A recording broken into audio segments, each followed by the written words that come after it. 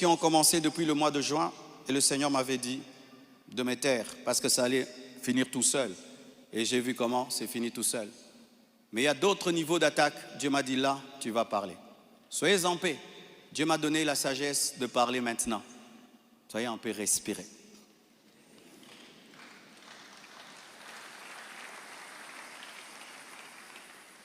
Désormais, lorsque j'aurai des choses très très importantes et pertinentes, j'écrirai et puis je lirai. Amen.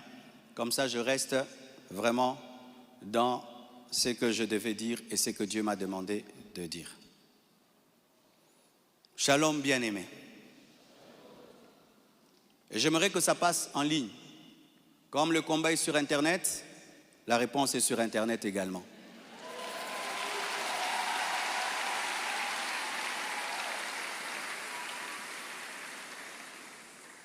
Je n'avais pas l'intention de m'exprimer publiquement à ce sujet, mais voyant le plan manifeste de l'ennemi, de s'aimer la division et de tenter de déstabiliser la communauté CREFEM, j'ai été conduit à sortir de mon silence.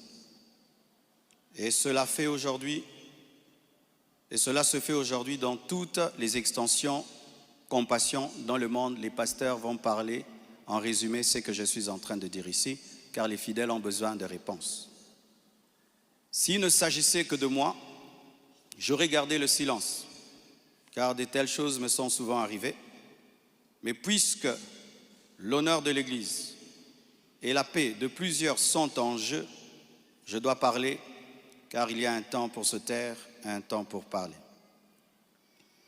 Suite au décès de mon épouse Blanche, j'avais pris l'initiative de faire construire une maison pour ma belle-mère en mémoire de sa fille. Et c'était ça le plan, d'ailleurs, je ne sais pas s'il y a les photos, c'était ça le plan de cette maison R+1. Par amour pour elle, par amour pour sa fille, en mémoire d'elle. Sur la parcelle, ma parcelle qui est à Bibois, 10 mètres sur 30 que j'allais lui donner. 10 mètres, 15 mètres sur 30, ou 10 mètres sur 30, j'ai oublié. Alors, lorsque j'ai décidé de le faire, le projet était déjà en cours avec son fils et un architecte, d'ailleurs celui qui est en train de nous construire ici. J'ai décidé d'en informer également la branche paternelle de la famille, pour des raisons de transparence.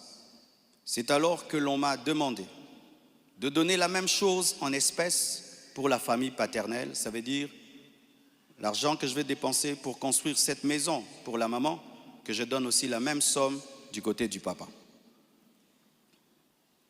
J'ai expliqué que je ne pouvais donner que 250 000 $ pour l'ensemble des deux familles, considérant que je n'ai qu'une seule belle famille et qu'il leur revenait de se répartir cela entre eux. Mais à ma grande surprise, on m'a dit que la maison était considérée comme un cadeau que Blanche avait promis un jour et qu'elle ne comptait pas donc dans l'héritage. Ils exigeaient donc une somme supplémentaire pour atteindre un total de 800 000 $. Par ailleurs, certains membres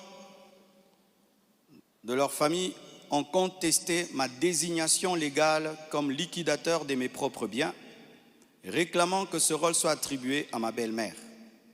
Ce que j'ai catégoriquement refusé, car cela ne respecte ni le droit ni l'équilibre. Comment je peux être vivant et c'est quelqu'un d'autre qui va liquider mes biens? Ils m'ont également reproché d'avoir exprimé pendant le deuil ma volonté de ne plus me remarier, une déclaration faite sous le choc et la douleur, car lorsqu'on pleure, on dit des choses, en prétendant que j'avais menti parce que j'ai finalement choisi de reconstruire ma vie. L'un d'eux m'a même dit que je devais rester veuf jusqu'à ce qu'ils reçoivent leur héritage. 2 réunions ont eu lieu entre moi et une partie de ma belle famille. Malheureusement, aucun accord n'a pu être trouvé. Ils m'ont officiellement réclamé 800 000 $ au travers de mes avocats, tandis que j'avais proposé 250 000 $ à l'amiable, par amour, par respect et pour honorer la mémoire de Blanche. Cela alors même que dans ma famille Tounassi, les biens sont toujours laissés à 100% aux orphelins, car c'est là notre coutume, nous ne dérangeons jamais les veuves ni les veufs, tout est donné aux orphelins. Suite à cette impasse, nous avons lancé un inventaire légal de mes biens, conformément au Code de la famille en RDC, dans le cadre d'un régime de communauté de biens avec 4 héritiers. À ce jour, leur part est estimée à moins de 150 000 $, car certains biens que nous avons, certains ont été mis totalement au nom des enfants, et nous, on n'est que des représentants, mais ce n'est pas à nous. Et d'autres biens ont été donnés à l'orphelinat. On a vendu notre parcelle de Limété à l'orphelinat à un prix cadeau. Donc, c'est 150 000 $, donc inférieur à ce que j'avais volontairement proposé. Les calculs d'ailleurs sont en cours jusqu'à aujourd'hui parce qu'ils considèrent que ce n'est pas le bon chiffre. Mais alors que les discussions entre avocats étaient en cours et que j'étais en voyage, certains ont choisi la voie de la diffamation publique. Leur objectif, me nuire personnellement et anéantir le ministère. Ils me l'ont dit clairement, que nous allons détruire ton ministère, nous allons détruire ta réputation, nous allons détruire l'Église. Récemment, un numéro anonyme d'Afrique du Sud m'a confirmé ce plan. La personne a affirmé détenir plusieurs enregistrements vocaux dans lesquels Blanche était en train de se confier à sa maman. Et un jour, je parlerai de tout ça, mais pas maintenant. J'en parlerai dans 1 mois, 6 mois. Un jour, je parlerai de tout ça. Ces paroles arrachées de leur contexte et de leur timing, me faisant passer pour un mauvais mari, notre couple pour un couple détruit, alors que la plupart d'entre vous ici, vous savez combien nous nous aimions, mais dans chaque couple, il y a des temps, des fois, des petites frictions, comme dans tous vos couples. Et en 18 ans, jamais nous n'avons parlé de divorce, je ne l'ai jamais frappé, je ne l'ai jamais insulté, je ne l'ai jamais tapé. Après 18 ans de mariage, je lui ai redemandé en mariage. Je suis allé prêcher dans l'église de mon fils Olivier, au Botswana. Tout ce qu'il m'a donné pour me bénir, je lui ai acheté une bague en diamant et je lui ai redemandé en mariage. Elle avait même témoigné dans une émission ici. Quand vous voyez ces dernières vidéos, cette femme était heureuse, était épanouie. Aujourd'hui, on veut changer toute cette belle histoire en un couple détruit. C'est totalement faux. Ceux qui veulent me croire, croiront. Ceux qui ne veulent pas, ne croiront pas. Mais je sais qui je suis devant Dieu et comment j'ai fait de tout mon mieux pour que cette femme ne manque de rien et de rien et de rien. Je ne sais pas si un jour Oracle pourra m'appeler et je l'enregistrerai pour un jour sortir ces enregistrements. Des fois, je me pense être dans un film. Il m'a aussi été reproché faussement qu'Esther venait déjà à Kinshasa du vivant de Blanche, ce qui est faux. Vous pouvez aller à la DGM, c'est seulement le mercredi. Elle est venue quand? Mercredi qu'elle est venue. Et d'ailleurs, quand elle est arrivée à l'aéroport, la DGM devait l'amener parce que c'était sa première fois. Je l'ai rencontrée après le départ de Blanche au travers d'un ami. Avant cela, je ne la connaissais pas. On ne se connaissait pas. Et on dit que j'allais souvent au Canada plus de 10 fois. De toute ma vie, je suis allé au Canada que 2 fois, pendant que Blanche était vivante. Et après, j'ai voulu aller, je n'ai pas eu le visa. Ceux qui font mes démarches de visa du Canada sont là. Je ne suis même pas allé 3 fois au Canada dans ma vie. Et ce qui est pire, on dit que j'ai pris ces biens, ces sacs, c'est plutôt ces habits, j'ai mis dans des sacs poubelles pour donner à la belle famille. Est-ce que toi, tu gardes tes habits dans des sacs poubelles pour que moi j'ai des sacs poubelles à mettre des vêtements? On a mis ces habits dans des valises et dans des gros sacs parce qu'il y en avait beaucoup. Quand ils sont venus prendre les habits, ils ont cru qu'il y en aurait quelques-uns. Il n'y avait pas assez de place dans leur voiture. J'ai dû leur prêter même un bus pour amener les habits. Il y avait au moins 4 grandes valises et des grands sacs. Les sacs là qu'on utilise quand on a trop de vêtements. Mais ce ne sont pas des sacs poubelles. Plus de 6, si j'ai oublié. J'ai même la photo, je compte parce qu'il faut être précis. C'est ça, 4 valises et 1, 2, 3, 4, 5, 6 grands sacs. Et si certains doutent, je vais vous envoyer tout ça au président des départements. Vous aurez ces photos. Tout ça, pourquoi?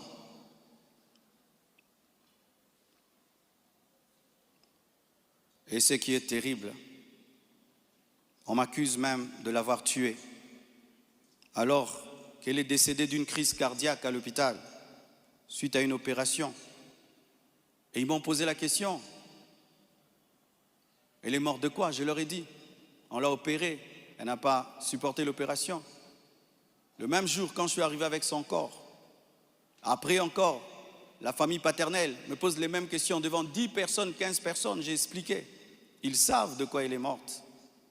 Et aujourd'hui au Congo, si tu deviens grand, donc tu tues les gens. Quiconque meurt à côté de toi, c'est toi qui le tues. Le jour que Dieu t'élèvera, tu comprendras ça. Tu dois prier que tout le monde vive 90 ans. Si les gens commencent à mourir, c'est toi qui les tues. Comment peux-je tuer la mère de mes enfants? Priver Tabiri de sa maman? Comment? Même toi, qui viens de te convertir, tu ne peux pas faire une telle chose. Moi, serviteur de Dieu. Elle est partie en Turquie samedi. Je l'ai suivie dimanche. On s'est rencontrés même avec papa à l'aéroport. Elle était déjà partie. Elle me disait de venir parce que pour son opération, il fallait que le mari signe. Et je suis arrivé, j'ai signé. Même pour une césarienne, on signe. Elle est partie, elle n'est jamais plus revenue. Et comment son corps est venu vite? Frère, le problème souvent, c'est que les gens attribuent aux autres leur pauvreté. Lorsqu'il n'y a pas les moyens, quelqu'un peut mourir lundi pour que le corps vienne. On prend 2 semaines de cotisation. Mais quand Dieu t'a béni et tu as des relations, et même le médecin est touché par ce qui t'est arrivé, c'est ce médecin qui a tout fait. Je dis, je ne peux pas dormir dans votre pays, je ne peux pas rester, je ne peux pas supporter. Je dois partir demain. Mes enfants ne peuvent pas rester en train de pleurer dans ce pays. Il a dit, qu'est-ce que tu veux que je fasse? J'ai dit, fais tout, que je rentre. Il a tout fait et on est venu. Et c'est la sorcellerie. Comment quelqu'un peut mourir tel jour? Du coup, vous prenez le corps, vous amenez, c'est trop vite. Donc vraiment, c'est terrible, terrible. Vraiment le niveau de raisonnement que les Congolais nous avons atteint, vraiment. Vraiment que les écoles recommencent, je ne sais pas, vraiment. C'est terrible. Des fois, je me dis, tous les derniers de la classe qu'on ne voyait plus, ils sont remplis maintenant, là-bas.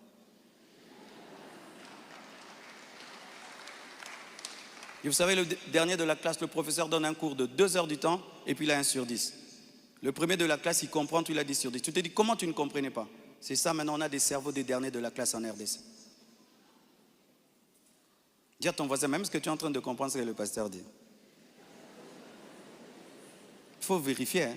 Peut-être tu es un dernier de la classe à côté de toi.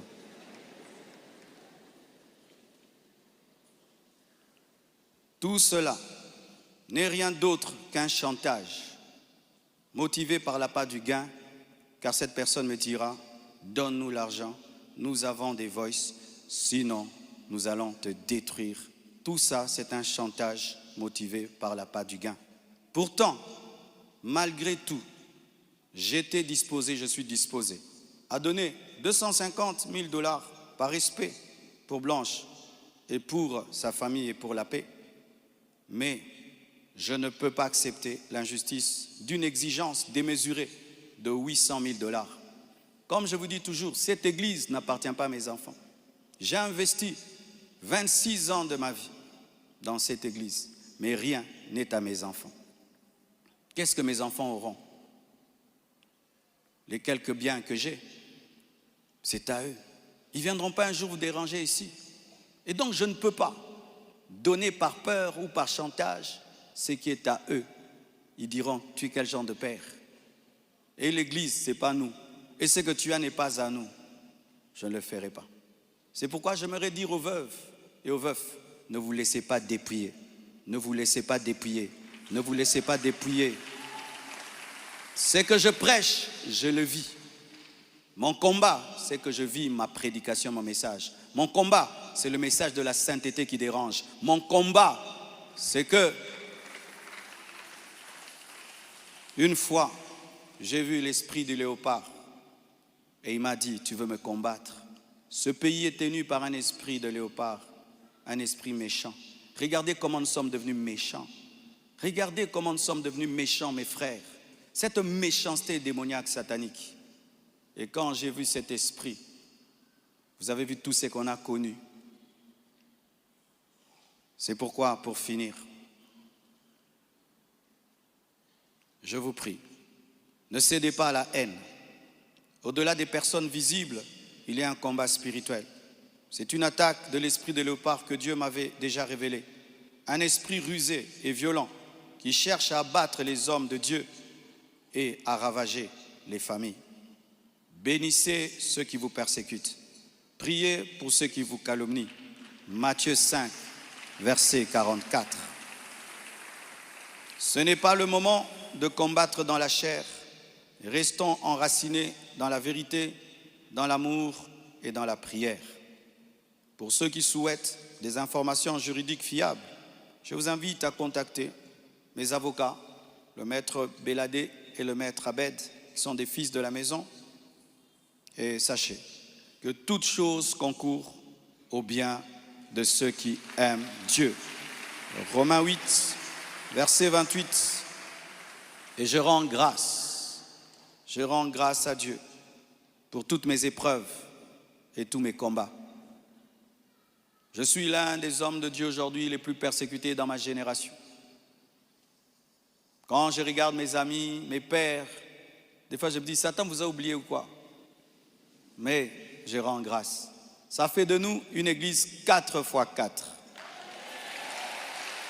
Les gens sont étonnés. Comment cette église n'est pas morte? D'ailleurs, ça grandit.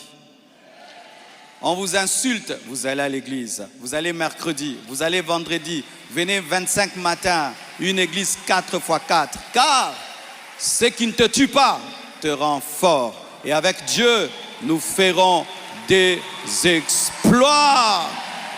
Alléluia!